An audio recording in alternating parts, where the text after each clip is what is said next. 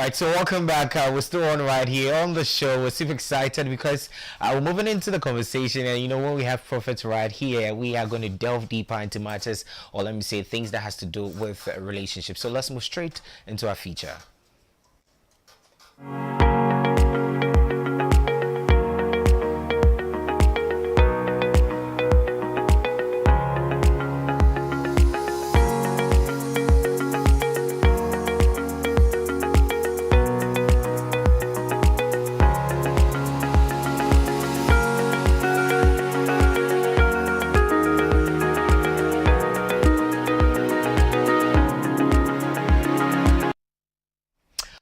So welcome back, and right here on our conversation, our main man, I'm talking about Prophet Moses BENNISAN, founder for Altar Ministry. He's right here to help us delve deeper into our conversation this morning. So let me go straight to the topic. It says that is cohabitation before marriage advisable in relationships? Is cohabitation before marriage advisable in relationship? You can join the conversation via social media platform. We have our WhatsApp number, yes, very active. So please follow carefully whatever we'll be discussing on the show today, and if you have questions to ask, we are open for that. Good morning, Prophet. Good morning. How are you doing? I'm doing great. Yeah. It's always exciting to see you. Yeah, we're really humble. Today I'm taking the shirt where we are done. We're doing a lot of exchange. Good. So they say exchange is not wrong. Yeah. I'm also taking the outfit.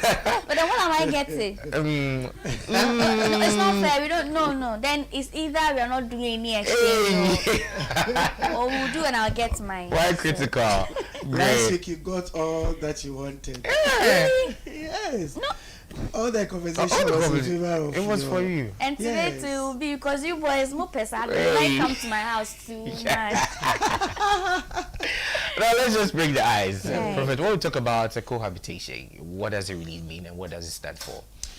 Cohabitation typically is two people deciding to live in a sexual relationship together. Okay. So biblically, there is the right way of getting married. Okay. And traditionally or culturally, there is also the right way of getting married. First, if you want to get married, when you've identified the person, Right. you have a conversation with your parents. Your parents will now do digging. Okay.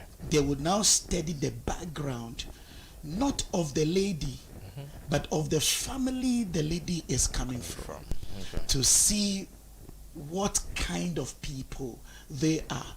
So the family will do their investigations and etc. Then they will come and say, okay, we think that it's a good family for our son or our daughter to go into. When that happens, the family goes to introduce themselves to the parents of the lady, so that the parents will now give time for knocking. They come and knock to show a sign that we have seen a flower in this house, and we have interest to pluck that flower. So we have come to make our intentions known to the family. It continues from there. Somehow people believe that modernization has changed a lot of things. So now it's like, I see a lady, I'm interested, come and visit me. She visits one day, she visits the next day, she sleeps over. The next day, she comes, she wears your trousers, she wears your shirt, and she feels very comfortable. In that space. Women are such that they gravitate towards comfort, because they are emotionally driven. So where their emotions are satisfied, they virtually want to remain there. So gradually she comes, stays 2 weeks. Now she has a spare key. She can come anytime she wants. Then it becomes like normal. The next moment she has virtually migrated to the place.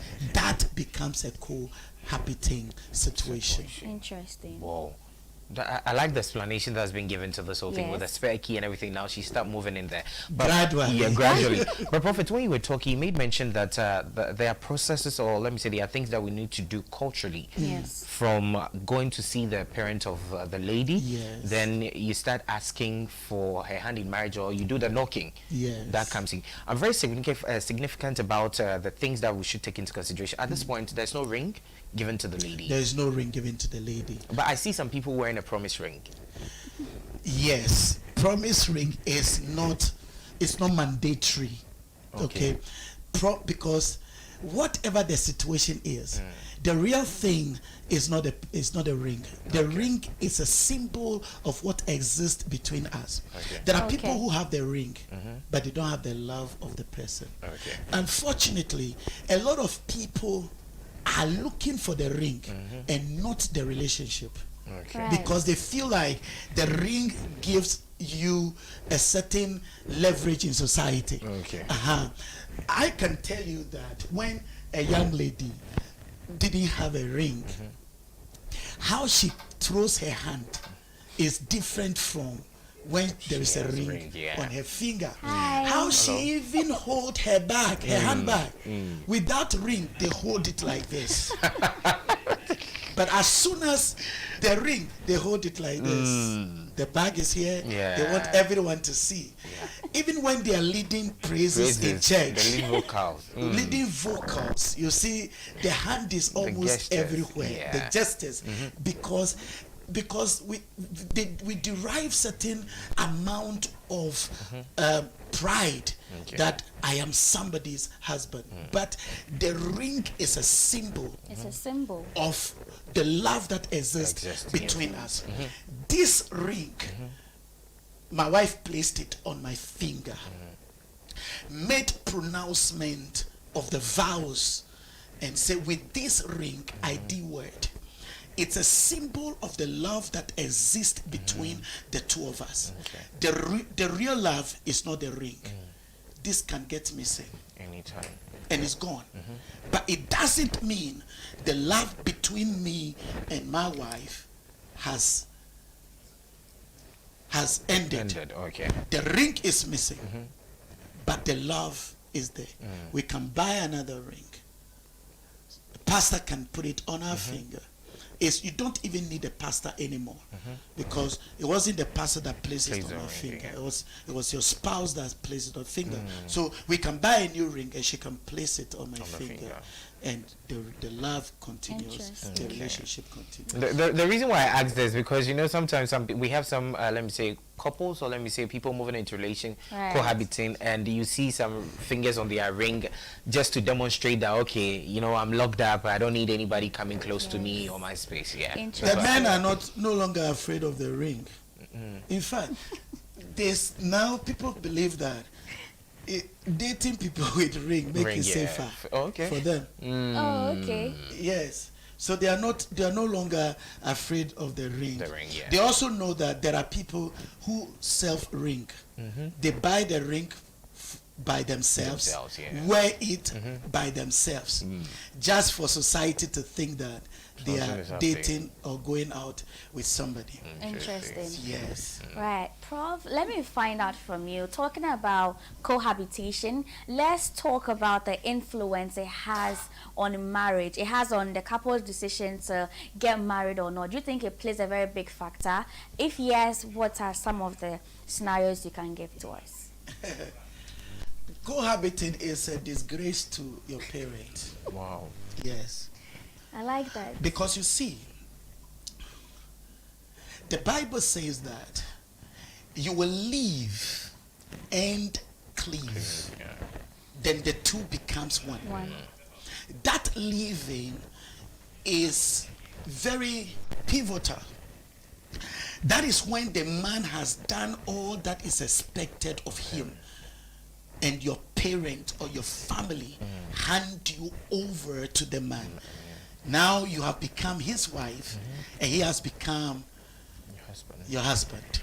At that point, you are fully responsible for his safety and upkeep. And both of you are responsible for each other. And the family have the right to question you when things are not going well. Okay. In situations of abuses, the family has the right to question you that our daughter we gave you, she is not happy. What's going on? How are you treating him or her? But in the situation where no one gave the man the authority, no one handed you over, you migrated by yourself, they don't have the moral right to go and question the man that why are you abusing our daughter? Why are you abusing our son? Why? Because the decision of both of you coming together, they didn't play any role in it. In that. But then I also want to say that sex in marriage is more important than the marriage certificate. Sex in marriage is more important than the marriage certificate. Quite deep. Can I explain? Yes, please. Yes, please. Go deeper. Do you know that when two people get married, they've done the engagement, they've done the wedding and everything, paparazzi cut the cake and everything, if these two people go home, they go home and fail to have sex, the marriage is not consummated. In a situation like that, if they decide not to be together, it is not a divorce. It is not a divorce. It is annulment. Annulment. That means that the marriage Has been annulled. never existed. Yeah. It is annulled as though it never happened. So migrating to live with a man and living and having sex with a man really changes everything. Changes everything, because you are now it's like eating they've set food table for you, you eat before you wash your hand. The normal thing is that you get married, then you consummate the marriage. If you misplace this procedure and these processes, the result is that you can never have a perfect marriage.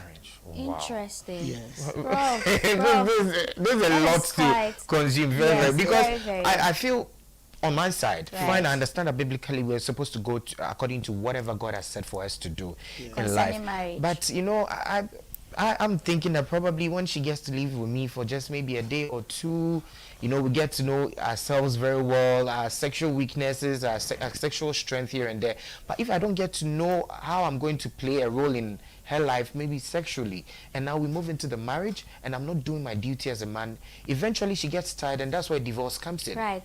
And So isn't Prof, it very risky? before You know, Prof, we didn't touch on that. Yes, I was about touching on what JK just said, in a sense that you just made mention that sexual intercourse is more imperative than the marriage certificate that validates the marriage. So assuming we are doing the God way, I would say, we are courting from afar.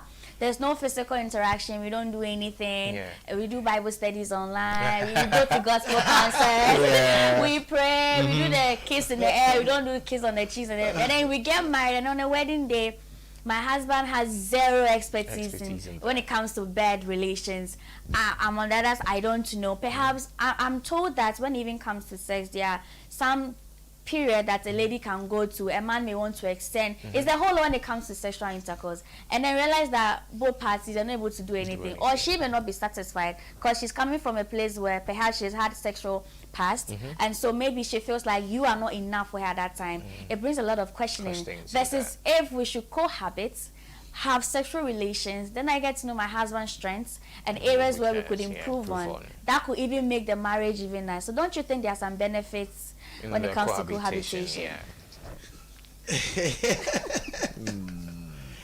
But not this kind of a benefit. Okay. The kind of benefit you're describing is not the kind of benefit that we talk about. But let me say it this way.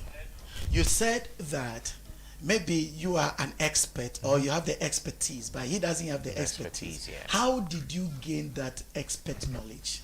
Well, maybe like Because of I your said, she past, had a, yeah. a Because of sexual your past. past. Maybe Yes. sexually she's been active. She's Okay. been active, yes. So therefore, at a certain point in your life, you had an experience that gave you the expertise. This is the point of his life that he is also getting that knowledge or that experience to make him an expert. They say practice makes man what? Perfect. Perfect. If you know, you know, be generous. Teach your husband how to satisfy you. But everything about marriage necessarily is not about sexual satisfaction. Okay. The problem we are having here is thinking that you have to be satisfied by all men. If you have had experiences in the past and you become an expert, you've gained PhD in sexology. That means that you've had multiple partners. Don't expect one man to satisfy you Like the way they are. of the ways multiple people have satisfied you.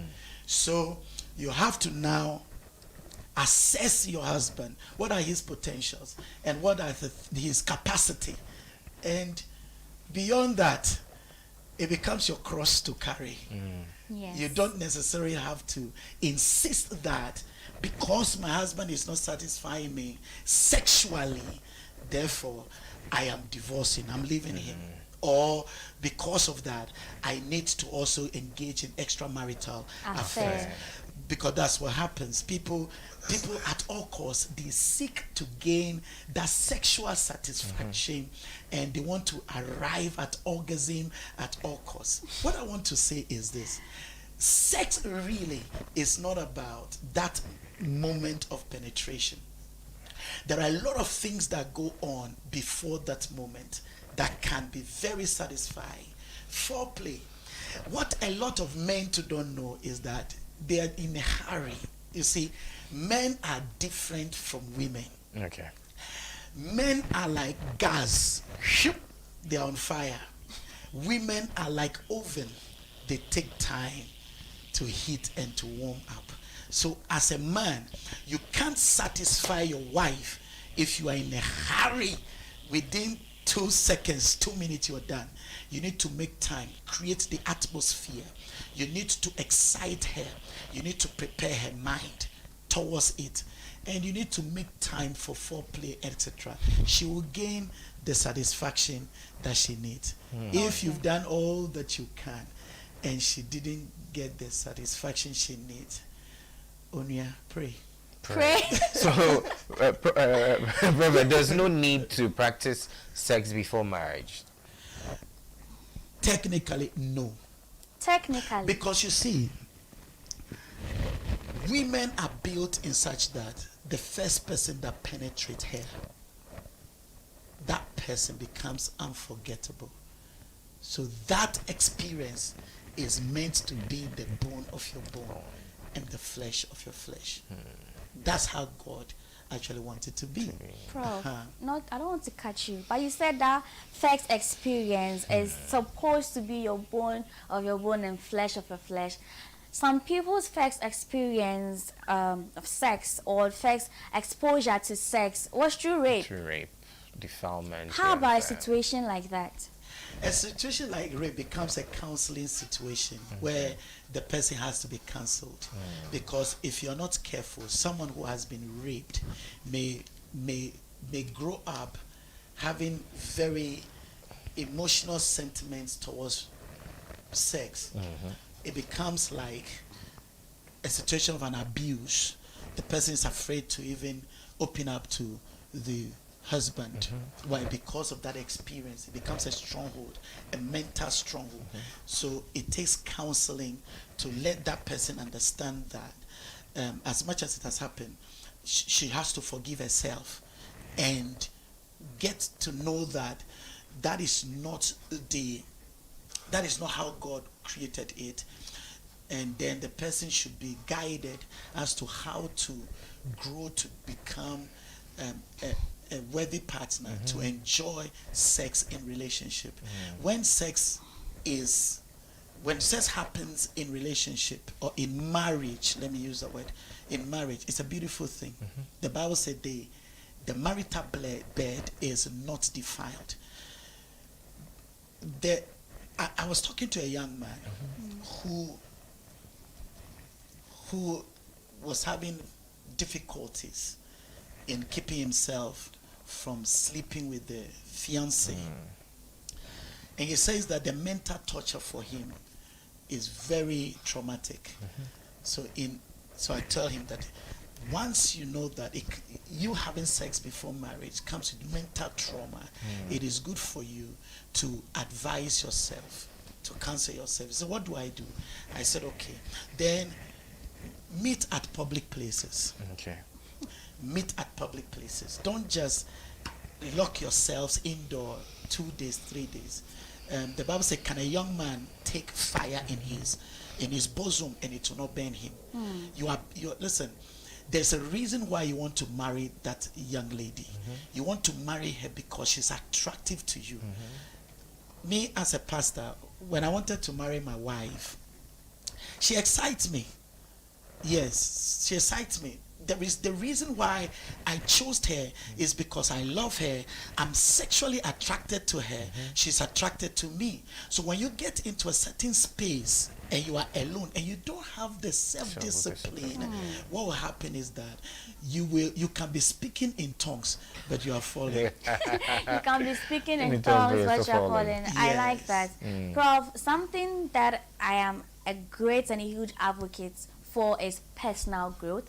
And so even though I am in a relationship with someone, I still want to have that space for myself to grow, evolve, and become better. I love spending time with you. I love doing all the fun things with you. But sometimes just allow me be and let me have my own space. So as we're talking about cohabitation, do you think it hinders individual personal growth? Yes, cohabitation hinders individual growth. Okay, because one of the things that is very important is when two people come together, they are meant to help each other grow. And there are different ways by which it can be achieved and accomplished. Either you go back to school, you take extra courses, you make time for seminars, you also network with people. If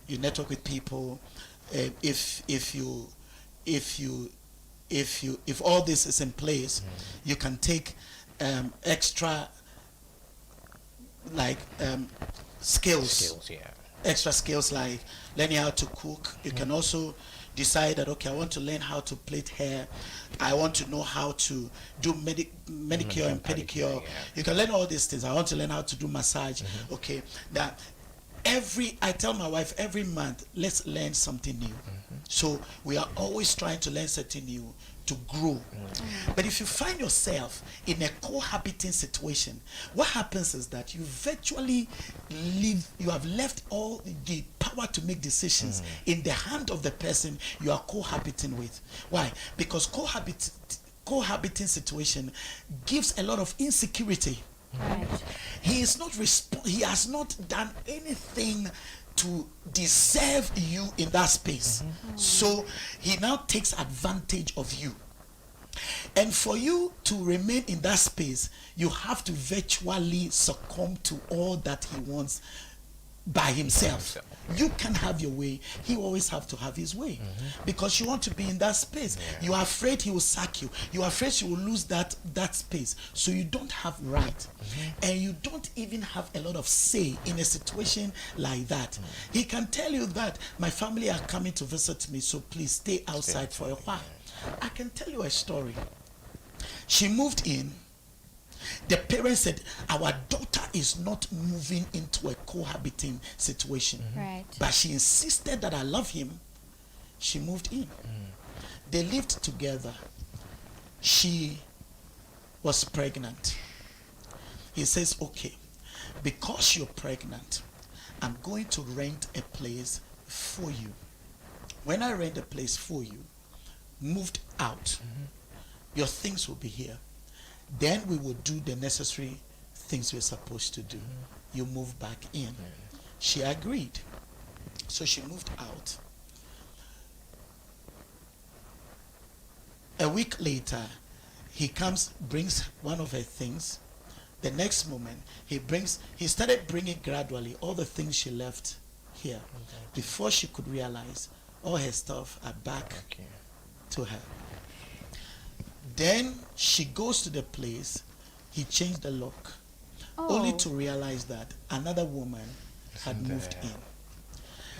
When you are in a cohabiting situation, you have given all the authority, the right to the man to abuse you. So cohabiting situations lead to abuse and maltreatment. Number two, it leads to disrespect. The family of the man will not even respect you because they know that he has not performed the necessary duties and responsibilities that makes him. You don't know that you are just hanging around. So the respect they have to give you is not there. Number three, legally you don't have any right. You don't have right legally. You will say you can't make a claim to things that belong to him. So if the relationship or the marriage didn't go well, he comes and says that I'm going to be responsible for the children. But you, nothing. He didn't marry you. He's going to be responsible. But when you are married, according to the law, there is something, there are some things that you deserve. So cohabiting situation leads to abuse, disrespect, and legally you don't have a right. Okay, now Prophet, let's talk about time frame. You know, people plan to get into marriage, and we know you move from relationship, now you start cohabiting before the official thing has been done. Would you say there's any time frame for couples to, you know, cohabit before they get married? Is there any time frame set? The cohabiting, once it's a cohabiting, it means you are living together as husband and wife. So that, I don't think it's necessary, and it's not even important, and it's not biblical. Okay, what you do is this. This is what you do. When you are dating, when you are courting, there are things you have to do to get to know each other and how compatible both of you are. Last week we were talking about, like we mentioned last week, that you go to a restaurant and then he orders something, order the same thing, and you made a point, very powerful point. You said, so you don't need to marry the same person. Okay, there has to be some differences. Yes, but then the differences have to be differences in compatibility. You can't marry totally somebody who is different. Way different. Then there is no room for compatibility. Because for marriage and relationship to work, we have to be compatible. So the compatibility is so important that the differences cannot negate the compatibility.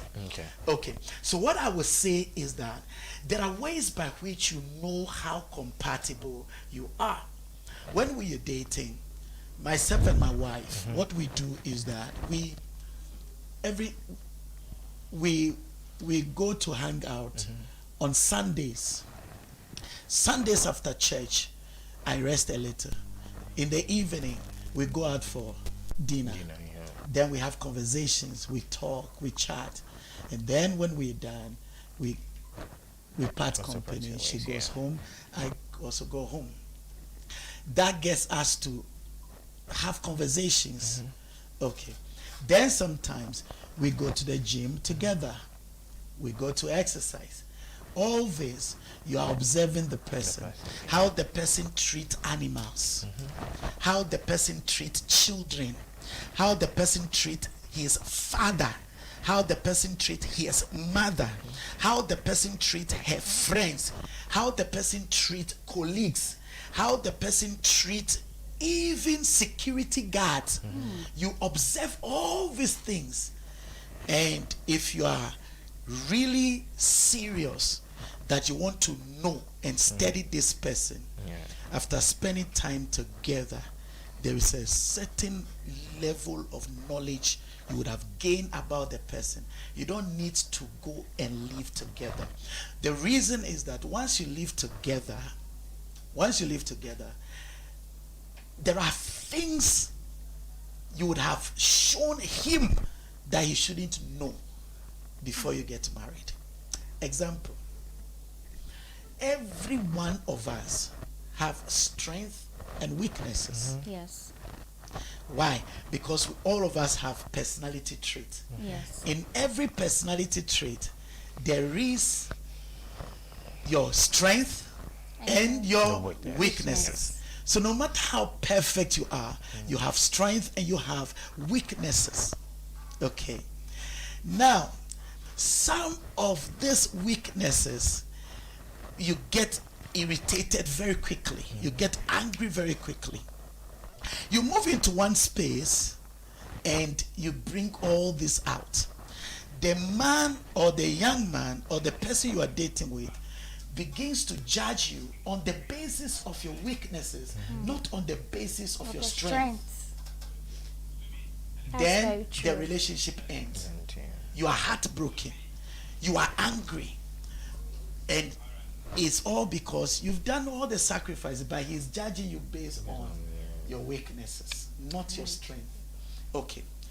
So when you go through the processes, he's seen your strength, he's studied you from afar, etc. He still has that excitement to be with you. Now when you get married, there is a stage that is called the reality stage. That stage of reality, that's when you get to discover the other things about your partner. And when you begin to make those discoveries, that's how you grow together. Okay, this is my wife. She gets very irritated very quickly. So how do I position myself, adjust myself for us to grow together? Then you begin to learn patience. Then you're growing together.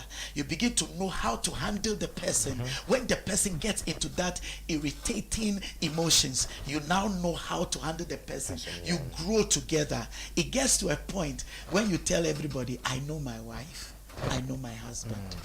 Because you've learned to grow together. Right. That's interesting. I know as we are having this conversation, someone is packing her things out of her boyfriend's house. And unfortunately, we also have someone packing to move into someone's house to go and cohabit. So let's talk about the person moving in, because someone has the change of heart to move out. Someone is going in. So let's talk about the things that she should look out for. I mean, the red flags while she's cohabiting. Or the red flags that the man should also look out for, because you have some Salomes in the building. Yes, men also do. Let's talk about the red flags that you should be looking out for when you are cohabiting. When you are cohabiting, the first red flag is that know that he will disrespect you. Number two, know that it's possible you can be emotionally abused. Right. When you are cohabiting, know that his family think that you are a leech. You are a leech. You are reaping where you have not sown. When you are cohabiting, it devalues your self-esteem. It devalues your self-esteem, and so you are not honored. When you are cohabiting, there are certain things, maybe right now you're cohabiting, there are certain things you should take into consideration. The first one is this: have a plan. Have a plan. Where is this cohabiting heading to? If it's heading into marriage, then have a discussion and conversation, and have time to it. Let him do the right thing. Young men, if a woman is cohabiting with you, as it is now, the family will not be They will be watching you. But if something happens to her, she falls sick, or she dies in your space, that's when the family will show you that she is their queen. So it comes with a lot of challenges. And I advise people that if you're cohabiting, the mistake has already been done. But then you can always do something to turn it around and give it a positive direction. Talk to a counselor. Talk to your pastor. Talk to your parents. Let them guide you as to the best possible way forward, because two scenarios can never be handled the same way. And once you talk to your counselor, your pastor, and your parents, they'll be able to guide you as to what is the best decision to make in that cohabiting situation. Right. I mean, Prof, this is an eye-opener conversation, because I am a lover of social issues, especially when it comes to marriage, children, family, I would say. And a lot of things that we hear is, started with him from nowhere, now that God is blessing us, he's going in for someone at one break, and you ask, Owaro, Dabi. Or see in yes, so that's now for 27 good years, 30 years, 36. They are not married. So it bounces back to what Prof is saying, in the sense that families don't regard you because they are so used to you. Into a belay foundation, it's very sad. Very sad. Prof, I want to follow up with a question, right? Especially when it comes to the counselors.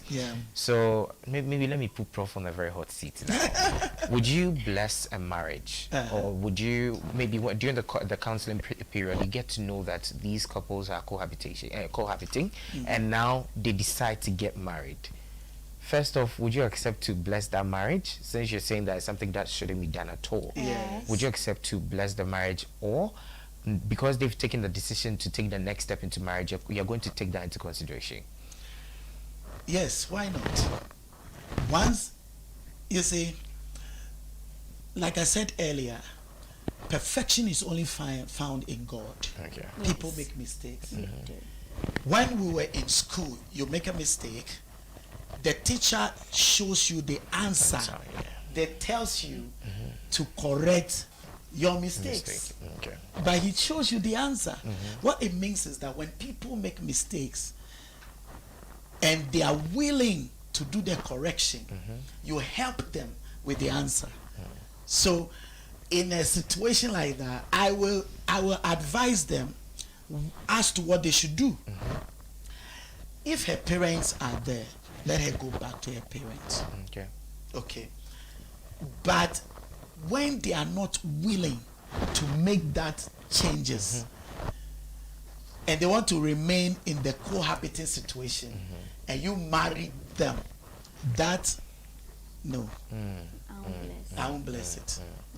I will not bless it. I've had a situation like that. You know, in the church tradition, you can't hold a leadership position if you are cohabiting with a woman.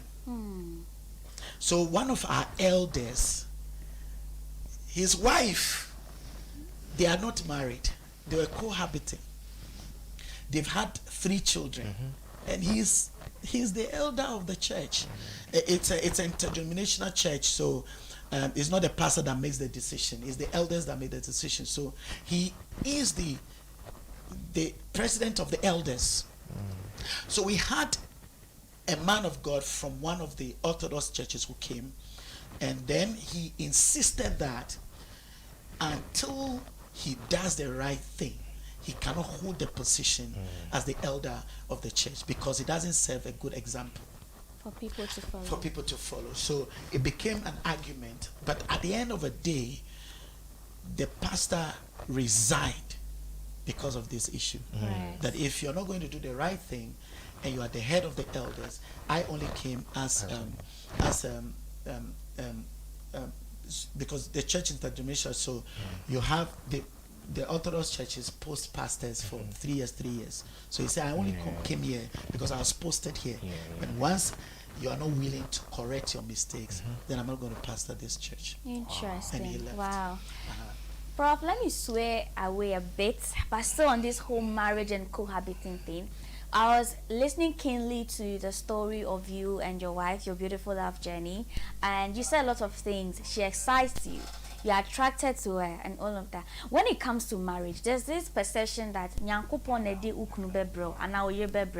so sometimes when you meet someone in your head, like, is that the husband God gave me? Is that the wife God has designed for me? So I want to know, as Christians or as individuals, can we decide who to marry, or that final answer is with God or is on God? God decides who you have to marry. Or we can say, okay, I like JK. I fancy him so much. He fascinates me. And I want to see him as a potential husband. So I try to build on that connection. Then we bring it to God. God, please bless our marriage. Or God will say, no, I know what is best for you. So I'd rather bring your husband. I want to understand this. Is it God, or we can also find our own spouse? So the first thing is that the first marriage, Adam and Eve, God put Adam to sleep and took a rib, fashioned a woman. Sleep is a state of unconsciousness. Adam wakes up from this unconscious sleep, says that this indeed is the bone of my bone and the flesh of my flesh. Let's observe that construction carefully. He said, bone of my bone.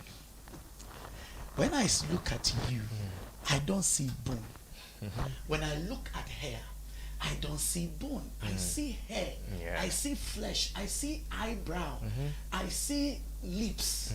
See beautiful nose. How come Adam saw bone first? He said, this is the bone of my bone before flesh of my flesh. It means that when you are looking for a wife, you look for something more than physical appeal, attraction. The mistake people make is that they set out from the beginning of the journey. I'm looking for a thick, tall young man with six pack. So what happens to those of us who have 1 pack and 0 pack? 1 pack. So I want a tall, I want fair, I want a woman. Caramel. Physically endowed. Like, so the petite girls, what happens to us? Who is coming for us? Yes.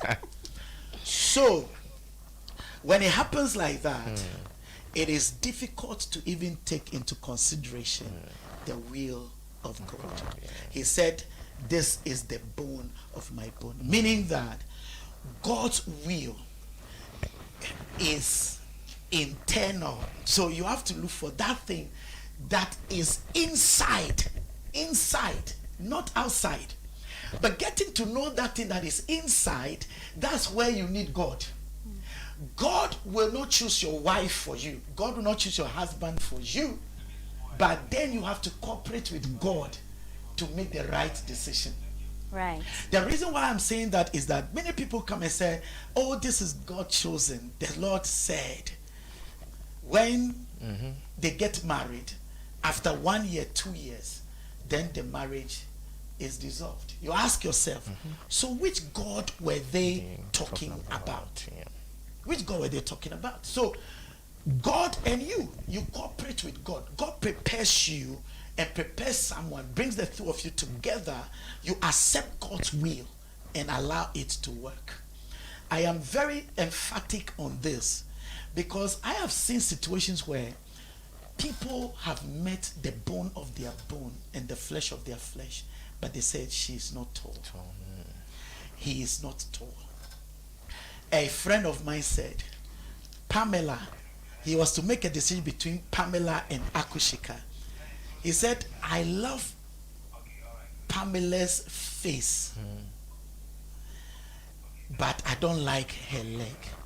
I wish Pamela's face will be taking place on Akushika's head, body. Then I will have all incomplete. There is also a young man who was praying for a wife. So he said, I will test both of them, their character. He gave one 10,000 cedis, gave the other one 10,000 cedis, gave the third one 10,000 cedis. He wanted to see what they would do with the money.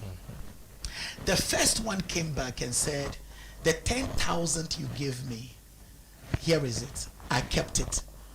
Anytime you need it, I will use it to support you.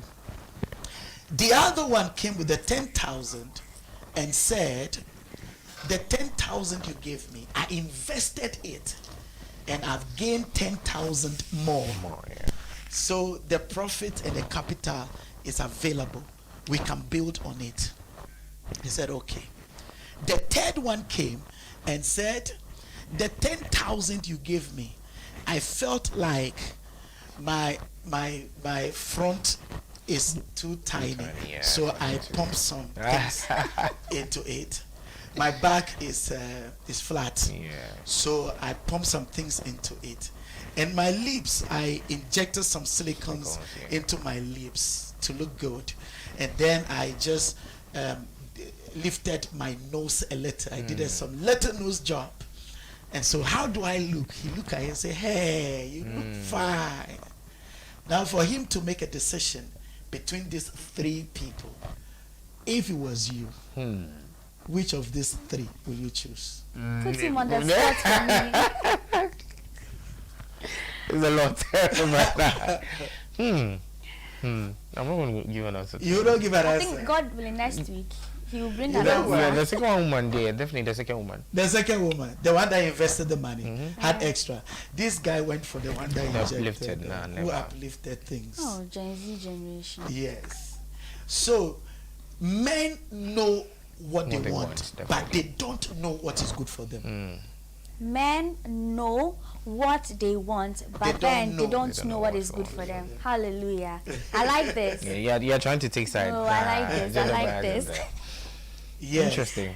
They don't know what is good for them. So when you are looking for what to choose, first of all, look for the person's relationship with God. Yeah. Number 2, character. Number 3, purpose. When we're doing the wedding vow, we say, for this purpose, they will live and cleave. When there is no purpose, abuse is inevitable. So look for purpose. First, God. Second, character. Third, purpose. These are very powerful things. 4, the person should be industrious. Should be doing something. There is work before marriage. Be doing something. Look for all this. And I believe that you will make the right choice. The right choice, definitely. All right. So, Prof, your closing words on this whole cohabiting conversation we're having this morning. What are you going to tell the younger people, people who are actually looking forward to get married, people who are actually taking into consideration they're going to cohabit? What would be your advice for them? Don't go into it. If you are in it, you need help. You can't help yourself because your emotions are messed up. Your self-esteem is gone. So you need help. Talk to a counselor. We are available, myself and my wife, we are available at East Legon Family Altar, American House. We are available to help you. Our contact is 0244 361 446. 0244 361 446. We will help you so that this Valentine's season you will not get disappointed and be angry and fight. Great. Thank you so much, man of God. We really appreciate your presence each and every time, you know, discussing matters of the heart and relationship. We always get answers from you. And I hope our viewers at home watching too, they've learned one or two to ensure that they are not moving into cohabiting. It's something that we're not supposed to do. All right. So viewers, this is where we draw the curtain on